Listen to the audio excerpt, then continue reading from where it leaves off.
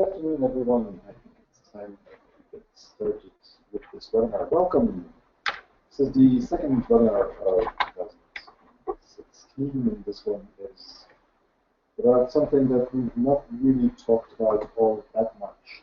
This is a webinar about axaio MadeToPrint. So what are we going to talk about? Well, first of all, of course, what is MadeToPrint? That's the first part. And then there are different versions of MadeToPrint, and it's important that you understand which of those versions would be good for what. So we're also going to talk a little bit about that. Of course, as always, there is part theory, part practice.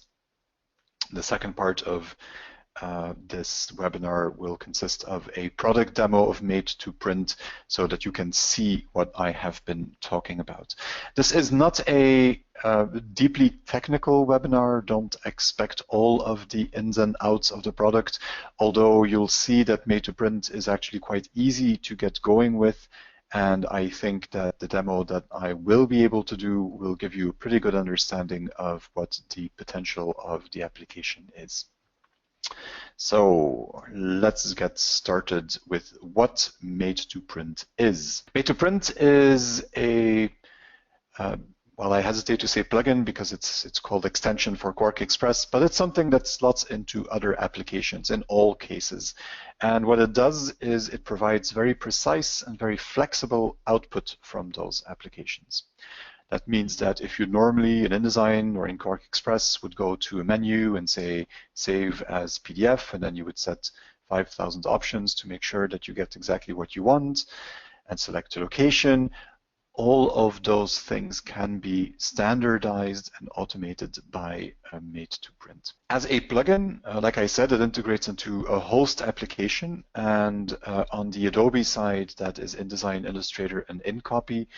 And for InDesign, you can see there that I've also noted the versions, so starting with CS3, running through CC 2015, the most recent version of InDesign. And the same for Quark XPress, from version 7 through version 2015. Now, how do you standardize output? Well, you create basically an output setting, and an output setting collects a whole bunch of things that you need to generate output, choices that you otherwise have to make when you generate output from InDesign, Quark XPress, Illustrator, and so on. And each of these output settings allows you to set up all of the rules for exactly one type of output. If you want to output PDF, you'll create an output setting that generates PDF, or rather a particular type of PDF. If you want to output images for each page, then you'll create an output setting that does exactly that. And those output settings allow you to set up a whole range of these parameters, as I've said. And I have some examples on here, but to understand the real power of this, of course, the demo will be much better. But to look over this, it starts with things that you can do before you actually start output. Things like pre-flight checks, updating images and links, updating fonts, and all of those things. So making sure that the document is actually okay before you start the real output process. Then there is the choice of the file format that you want, such as PDF or EPUB or images, whatever is supported by that application, and setting all of the options for that file format. And of course, this will be very different when you export a PDF file from when you export images or PostScript or and so on and so on. So that is really dependent on the file format itself. MadeToPrint also allows you to specify where the output should go, so the folder where it should go, either next to the InDesign file or Quark XPress file, or in a completely different folder. You can automatically create subfolders in there. So all of that can be specified. And the output name, the name that the output file will get, can also be totally specified. And you'll see that both the location and the output name will either be fixed, things that you choose, or they will contain or use tokens, and think of a token as a variable, so something that changes depending on the file that you're working on or on the date or whatever. And I'll give you a short example of that as well. And then if all of this flexibility is not enough yet, there is also the possibility to do pre and post processing. And these can be scripts, as is mentioned here, but there is also the possibility, for example, to use PDF Toolbox technology that is built into MadeToPrint. And you'll see that you can actually accomplish pretty neat things if you start thinking of generating a PDF file in the first step, and then in the same output setting also running a PDF Toolbox profile to do post-processing on that PDF document. So this is a pretty extensive list of things that you can do. I mentioned some of them here. I'll go in a little bit more detail when I look at the application and show you what the actual possibilities are. Now, one output set, as I said, corresponds to one particular file format. And what happens if you want to generate multiple output formats? I have an InDesign document or a Quark XPress document, and when I use this MadeToPrint menu, or when I click the button, I want to have a PDF file, and I also want to have thumbnail images, for example. Well, MadeToPrint comes with a concept of an output set, and an output set is really a group of multiple output settings. So I can create my output setting for PDF, I can create my output setting for thumbnail images, and then I put both of those in an output set. And with one click or one menu item, I am now able to generate standardized output for all of those different output settings. Okay, so it's really all about standardization and making it easier to very consistently get the output, the result that I want. And well, if I go through all of this trouble of creating output settings and output sets, then it's only logical that these can then be exported and can be shared with others. So if you work in a company and there are 10 people generating outputs, these output settings can very easily be created once and then distributed so that everyone does the exact same thing. You'll see that there are other possibilities to think about automation and multi-user environments and so on. But of course, even on a basic level with output settings and output sets, you can simply export those and distribute them to others. Okay, so let's step away from PowerPoint for a second and go to InDesign. What I'm running here is InDesign CC 2015. As I've said, MadeToPrint will basically work from CS3 all the way up to this most recent version, so there is no problem there. I'm running this on a Mac. It is also Mac and Windows compatible, so basically whatever environment you have, it will probably simply work.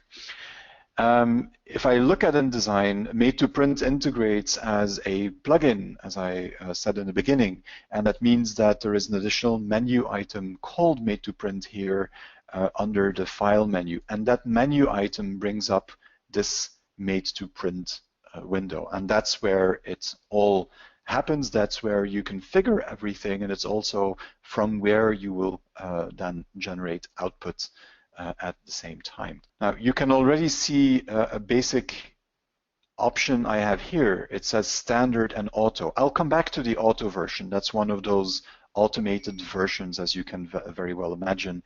But we'll start by looking at the standard MadeToPrint tool before talking about the automation possibilities. So when I look at standard, I see a list of items that already have been created, and then I have an edit button at the bottom. The standard MadeToPrint window is made to select something and then say print, and that will generate output. If I want to see which output settings I have, if I want to create new output settings or output sets, then what I need to do is click the edit button, and then the window expands and I get my lists. I get a number of management buttons at the top, and then if I select something, I'll get all of the editing possibilities. Everything that has a little folder icon in front of it is an output set. So this is one of those groups of settings.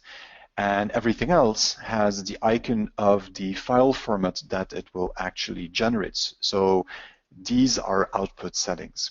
And if I select one of them, then you can see that it has this one, the one I have selected now, has a PDF icon in front of it.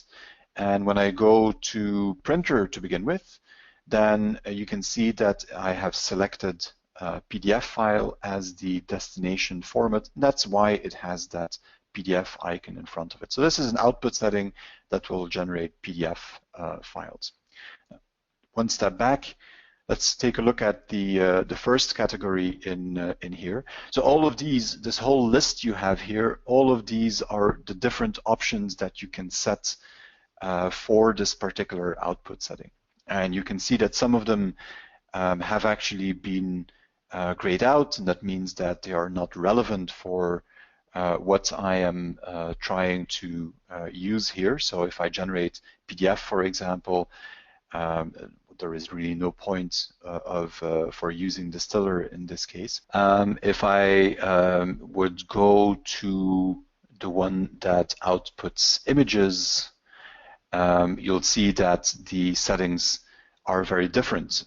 What I have selected here, what is grayed out and not, will be different. So whenever you create an output setting, you will actually only select, of course, the options that are relevant for that particular output setting. Now, in order to make this easier to understand, let me just create a new one that gives me a new name, new setting. I can change this. It is automatically set to active, and the priority is not set. I can play with this to make sure that some output settings have different priorities than others. And the first thing that I will do in that case is go to the printer section here, which allows me to define what type of output that I want. Let's take PDF.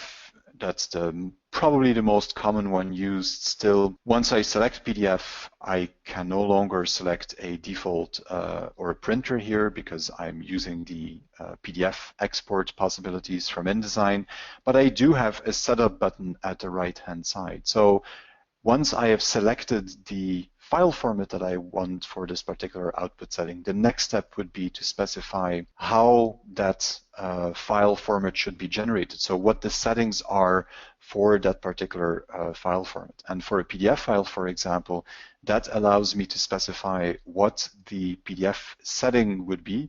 These are all of the PDF settings I have created in InDesign. And it would also allow me to specify whether I want all pages or simply a page range. Now, if I change this to an image format, for example, and I go back to setup, then you'll notice that my options are completely different. Now what I can do is do things like specifying what the resolution of these images should be, or what the color space of that image should be, and so on. So this setup section that you see here is really dependent on the file format that I select for the output setting.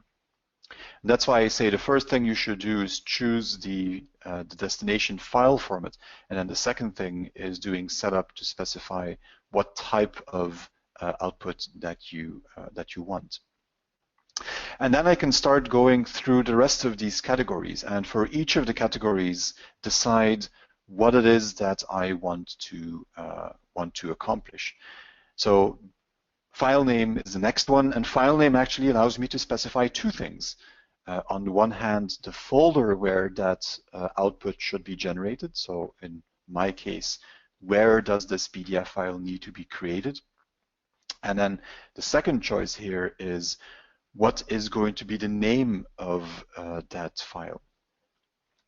And like I said, I don't want to go into the details, into all of the details of what you can do with variables and so on, but I think it's important to understand what level of control you can have over the output. So I am going to customize these to show you what's going on here. And the way I'm going to customize that is, by default, I use the same path of the current document or book. I'm going to switch that off. And switching that off means that I can specify what the exact folder needs to be where these things are generated.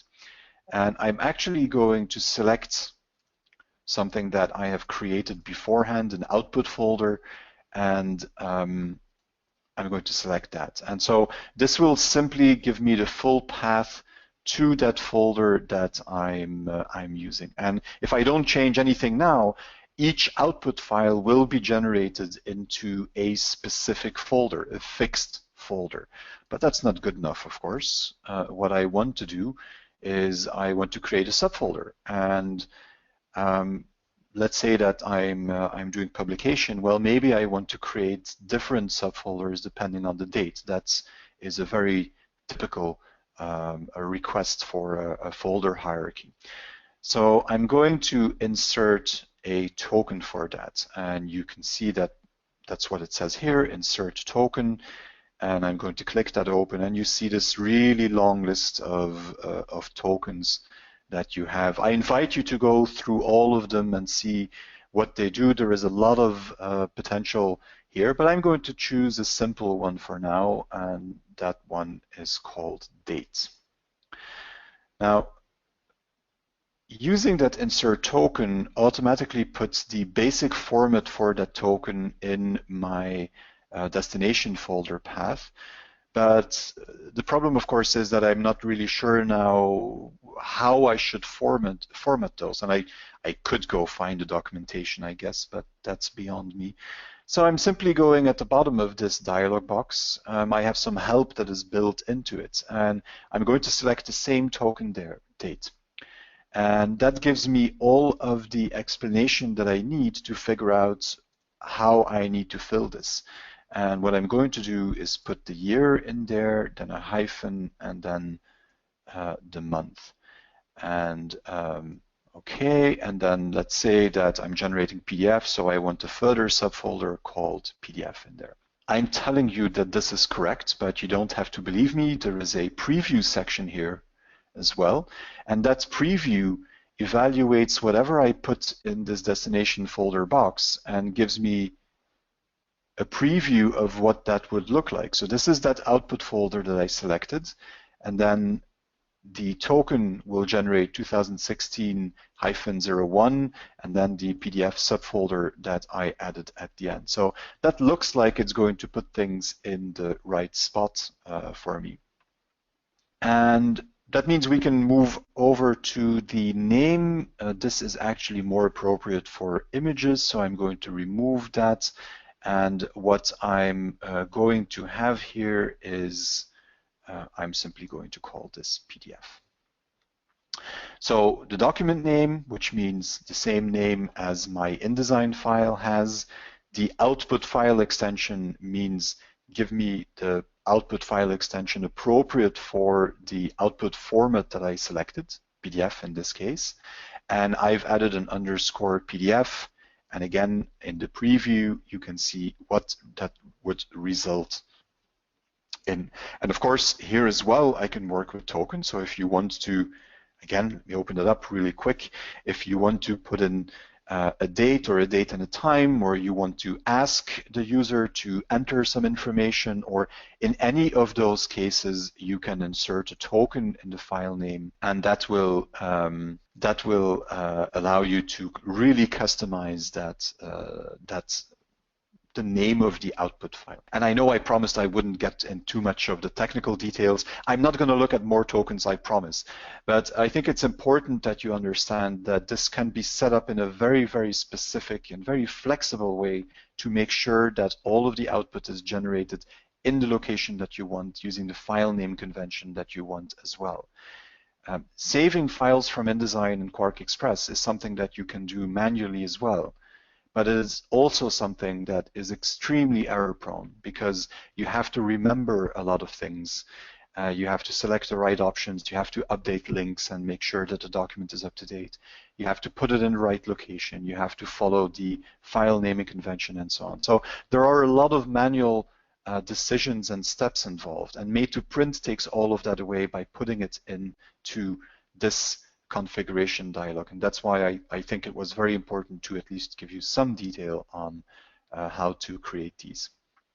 So we've set up the folder and the file name that we want, and then I could go and look at the other options. There are some options that are very generic. Some of them will only be useful for some customers or some workflows. For example, there is an option here to show a page box, which basically puts a line over one of the boxes in the document. If it's not useful, you simply don't use that. I can choose whether I want single page output or multiple page output. I can choose whether I want all of the layers from my InDesign document or which combination of layers that I want. And if you're thinking about, I can show you an example later, but if you're thinking about regional documents where I have a document that contains English and Dutch and French and German, for example, in one InDesign file, then this can actually be used to create an output setting that will only give me the English, all of the generic stuff and the English text. I could build a second output setting that gives me only the French, and a third one for, and so on and so on. And then I could build an output set that automatically exports all of the different language versions in the location that I want with the naming convention that I want. That's where the real power of this product comes up. Image info, adding information about each image on the image itself, something that, again, is only useful in some workflows, but can help with copyright issues, for example, to see where the images come from and who should get paid for each image that is used in a publication, for example. And then we come to a number of things that are a little bit more complicated again. And the first one of those is the pre-flight functionality. I already mentioned during the presentation part that you can do a number of things before you start the output process. And updating any modified links, searching for those links, and you can specify different locations here, searching for missing fonts in there. Those are things that will actually allow you to update the document before you start output. And then the InDesign pre-flight in this case will allow you to check that the document is correct. So this means that you can build a pre-flight profile in the built-in InDesign pre-flight module. And then once I've built that, I can select the pre-flight profile that I want, and my document will be pre-flighted first. And if there is a problem in this step, you can also specify what should happen in that case.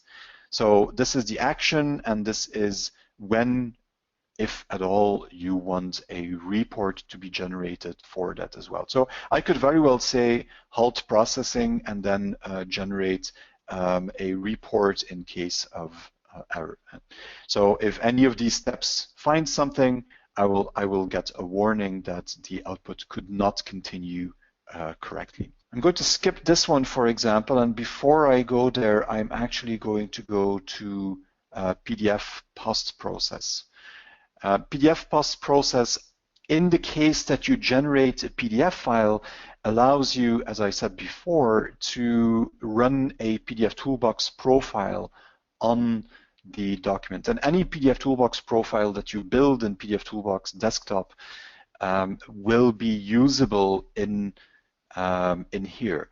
And there are some example profiles in here, but you can see that there is also a way to open up the folder where all of those profiles live. So all I have to do to have my own custom processing is build something inside of PDF Toolbox Desktop, put it in this folder, and then it will appear in my pull-down menu here.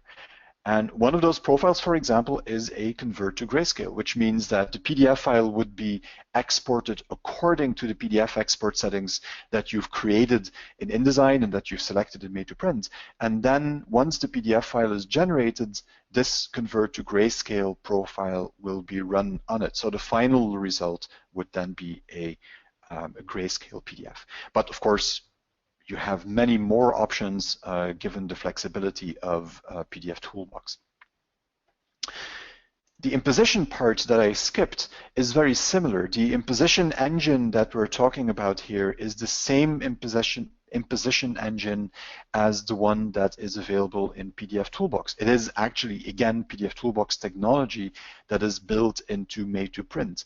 And the idea, again, is the same. The PDF file will be exported first, and then these imposition setups will be used to create, for example, a booklet or some more complex imposition at the end. And the end result, the net result of my output setting in this case, will be an imposed document that I can then take to the next production step. I can also ask MadeToPrint to generate an InDesign package. In that case, I have the same options of where do you want to save that folder, what will be the name of that package, and so on. And you have some options to decide what type of information should be packaged in there.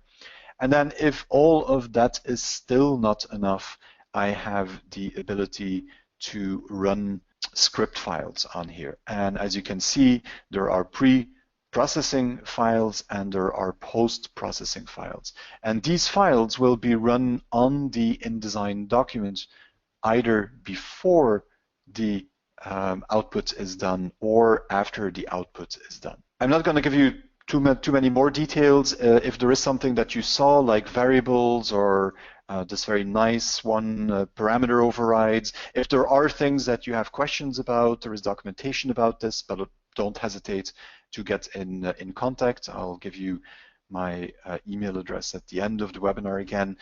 Don't hesitate to get in contact and simply ask. But as far as the basic setup goes, well, you've actually had a pretty thorough introduction already. And this should be enough to start building those settings that you need. And actually, I've prepared 3 of them for this webinar. One is called PDFX1A, and you'll see that it does PDF files and then some other choices. And then the other one, the second one, is PDF X1A Grayscale, which uses a post-processing step. And then there is one for images. And in all cases, I've modified the folder where that output is going to be generated, and I modified the naming convention and so on as well.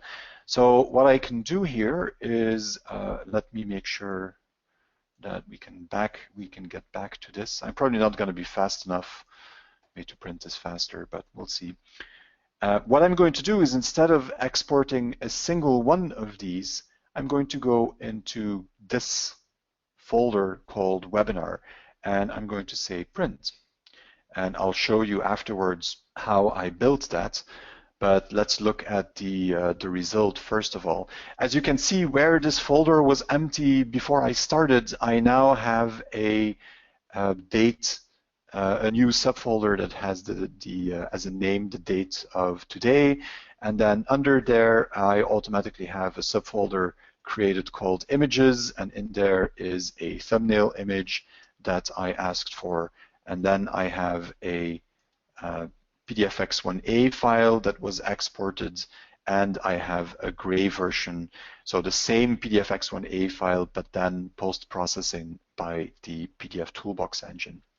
And as you saw, I only did print once, but in the end, I got 3 different output files, and I got those output files in 2 different folder locations and a folder location which is dynamic as well. So one click, many different output formats. And because of the way MadeToPrint is built, so if I go back here and I select webinar and then I go to edit, because of the way this is built,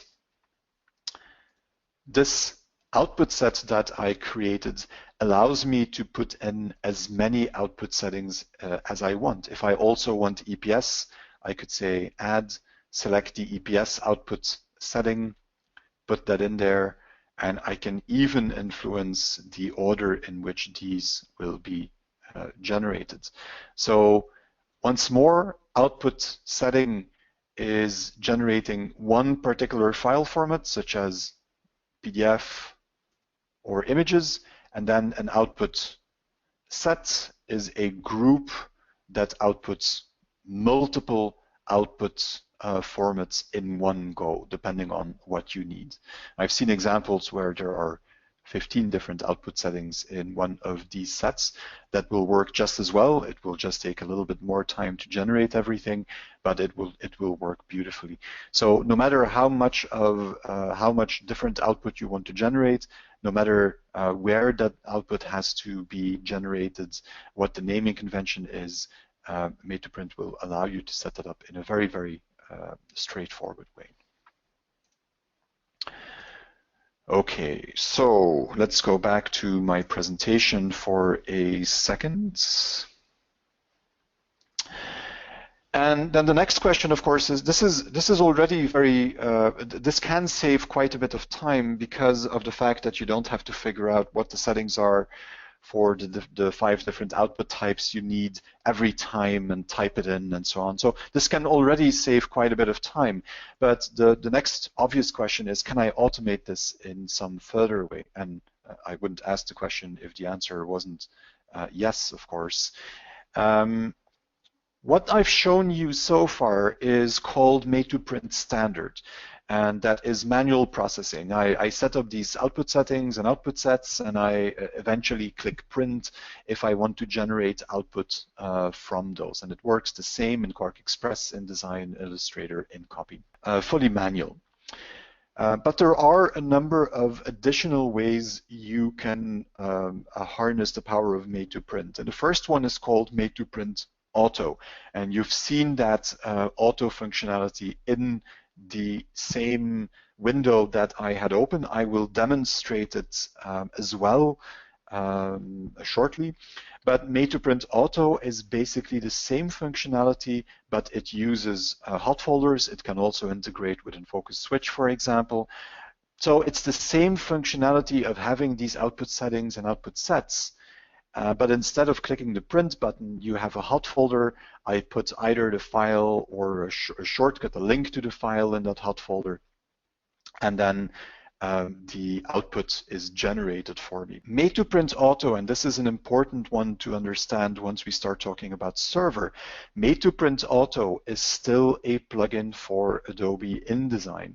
So there will be a version of Adobe InDesign open. You will set up your hot folder sets in that version of InDesign using MadeToPrint, and then you will click Go, and those hot folders will start processing. But all of the InDesign files are opened within InDesign, within this regular version of InDesign. The output is generated and then is put into the output folder. And the difference, of course, with MadeToPrint Server is that MadeToPrint Server integrates with Adobe InDesign Server. And that gives you a number of advantages, including the fact that InDesign Server is a real server application. It can do multiple things at the same time, which is not the case with the regular version of InDesign. So from a performance point of view, this gives you a number of additional benefits. Of course, other big difference is that we're talking about InDesign Server, and from a commercial point of view, from a cost point of view, the cost of InDesign Server is significantly more than the cost of Adobe InDesign itself. But that's MadeToPrint Server, again the same functionality, but this time integrated within InDesign Server. And I will not show that today, but if there is enough interest, we will be more than happy to set up another webinar focusing specifically on that. There is also the possibility to integrate this into other systems.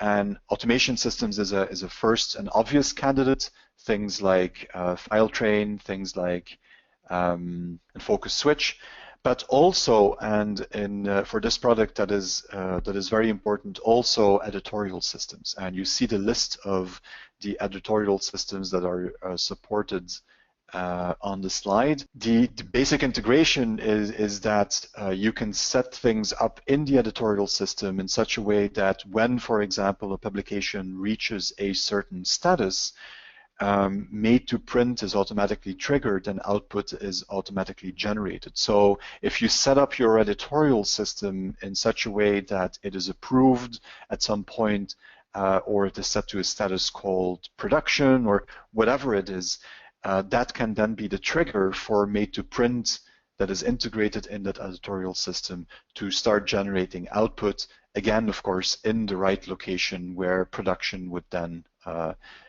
expect a PDF file to appear, for example.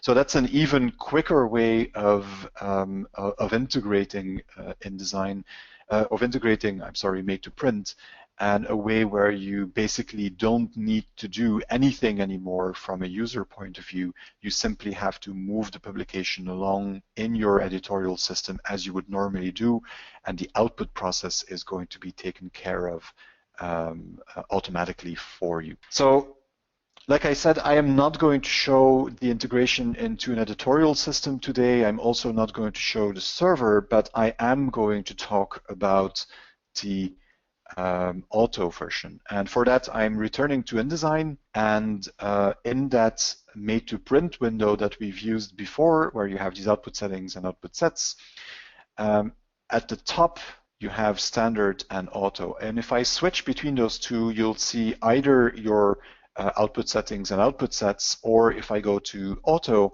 you'll see the hot folder setups that I have defined. And how do you work with this? Well, exactly the same as what I've done for standard. I go edit button at the bottom of that dialog, and that shows me all of the properties for that hot folder setup.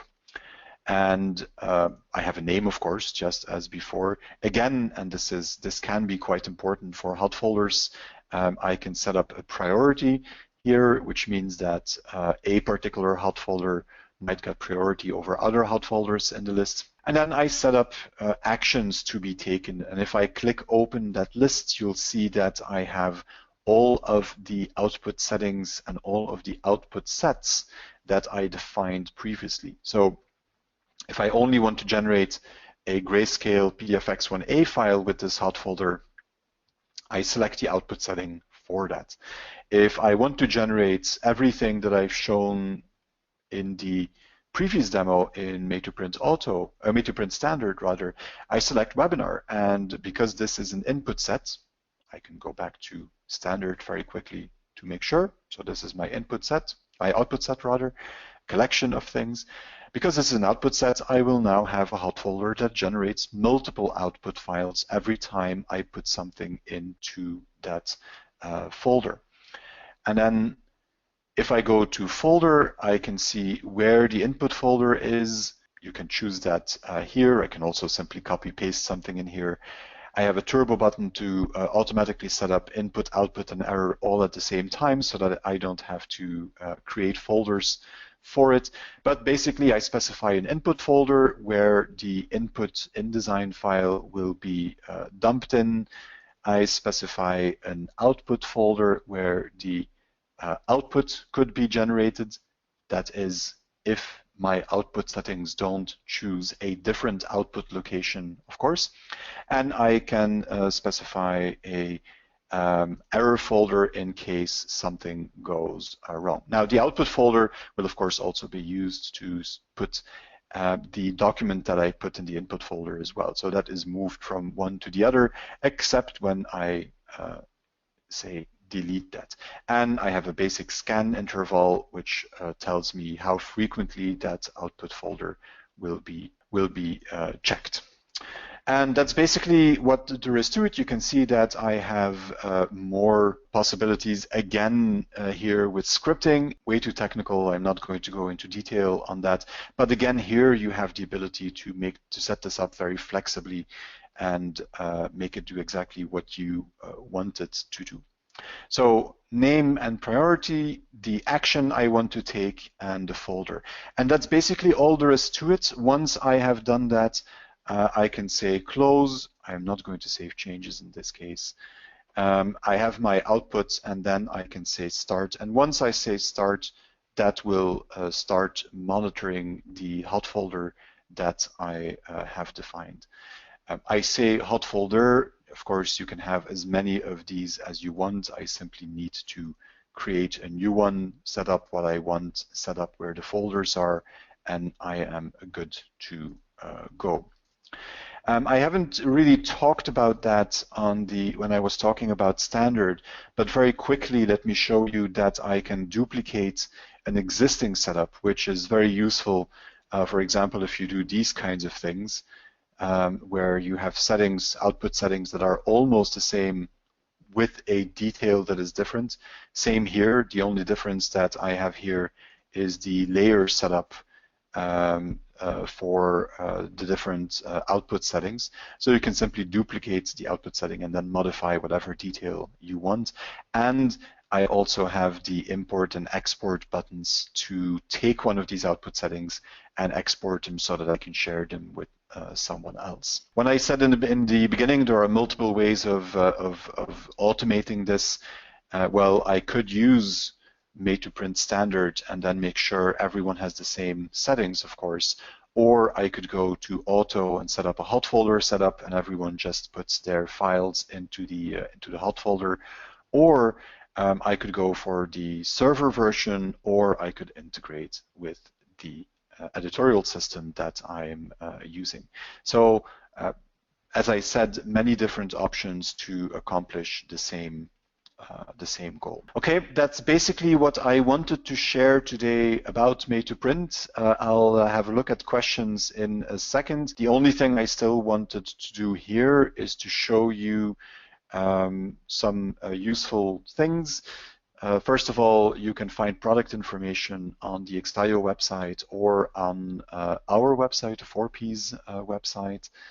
We have all of the product information there. You'll find product documentation and so on and so on. Also, pricing is there. You can download trial versions from our websites.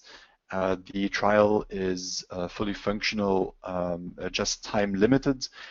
If you download a trial, make sure that you download it for the right version of what you have. MadeToPrint is dependent on platform, of course, different versions for Mac and Windows.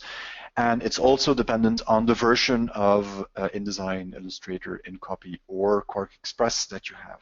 So if you have CC 2015, you have to download MadeToPrint standard or auto for CC 2015. What you get in the demo version is always both the standard and the auto functionality. So you will be able to test creating output settings, creating output sets, and creating output with those. You will also be able to set up a test hot folder and see whether that would work in your environment, how long the processing takes, and so on. The demo version, the trial version, is ideal to play with all of that and test whether that will work. Okay. Let me see if there are any questions. I think most of those have been answered already. So this is actually a good one. Will the software allow me to create a 508 compliant PDF? So basically an accessible PDF. No, not really. You can pre-flight, of course, because you have the pre-flight profiles from PDF Toolbox built into MadeToPrint, but pre-flighting a PDF will unfortunately not be able to convert that output automatically into an accessible PDF file. That's not something that can be done without also adjusting the native document. So you need to do a number of things at the level of InDesign or Quark XPress in order to then be able to export and get a good accessible PDF file. And typically what you would need to do is use something like MadeToTag, also an axaio product, and MadeToTag is a plugin for InDesign that speeds up the process of tagging an InDesign file, or rather making it ready to be output into a fully accessible PDF document. We haven't actually scheduled a webinar for MadeToTag yet, but we'll be happy to do so. And if you have more specific questions about that, just get in contact and we'll be more than happy to help you with those. Can the files that are created post-processing be saved into different folders? I'm not sure I understand what you really want to accomplish, but I'm going to say yes anyway. In fact, if you look at what happens in MadeToPrint, what you're doing is you're setting up these output settings, and post-processing is always part of an output setting.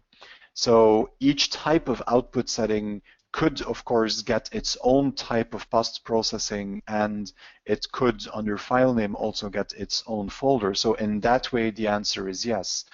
If you want to accomplish something more specific, why don't you shoot me an email and I'll be happy to look at whether that is possible.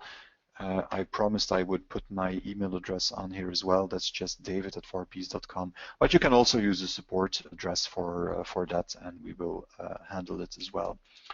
So yes, in the sense that post-processing is part of an output setting, and an output setting can, of course, have its own specification of where the file needs to be put. If you want something more complex, just shoot me a quick email and we'll discuss that. Can it activate fonts automatically? That is a good question. It will not activate them, but it will use them. So if you have the fonts, so let me go back to pre-flight. And if I say search for missing fonts, the fonts that are in those folders will actually be used by Adobe InDesign.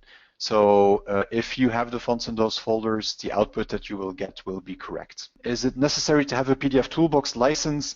Well, Peter, I think it is because it's such a great product. But if you're running MadeToPrint, PDF Toolbox is actually fully integrated. So this post-processing functionality and the imposition functionality is built into MadeToPrint, so you don't need a separate PDF Toolbox license to use that. It is simply there. Does MadeToPrint support pit-stop pre-flight profiles? Now that would be difficult.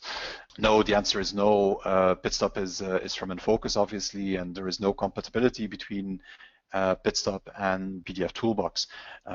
It is so that whatever you build in Pit-stop, you should be able to build in PDF Toolbox as well. So what you would have to do in this case is rebuild the profile that you want, put the checks and fixes in there that you want, and then simply use the PDF Toolbox profile to do this. Again, same for you. If you have a specific question that you're wondering about, just shoot me a quick email and I'll be more than happy to help. One other question that I see, a 2-page InDesign file that you create single-page separate PDF files for, and can you do that? Well, that depends, I think, on the naming convention. So if I go look at page, you can see that it will generate a single-page output, and then I can see that you have a specific naming convention in your example file, and then in for your input file, and then for your output files. I think if you start looking at what you can do with these tokens for file name, for example, and so on, I think there will actually be a way to accomplish this, but it won't be file name. It will be document name, and you can cut out pieces of that input file name as well. So I could cut out the first couple of characters and use that. So I think with a clever combination of different tokens, you could even get the exact naming convention that you want. But that's something that I would want to verify and run a little test on if you're interested. So here as well, this is pretty specific. Send me a short email and we'll take that up and make sure that it actually works. But that's why those tokens are there for MadeToPrint. It's also why I said I'm not going to go into detail on all of the tokens. I could probably spend a full-hour webinar explaining what all of these tokens do and how you could use them in actual production workflows. So that would take us a little bit too far. But at first glance, I have a feeling that we would be able to do this, or at least come very close to what you're looking for. Okay. That's the last question that I can see. So thank you very much for joining the webinar. Much appreciated. I hope to see you again in a next webinar, and the next one is actually next week. Thank you very much. If you have any remaining questions, just shoot them off to us and we will have a look at those. Have a really great end of the day, and hopefully until very soon at a next webinar.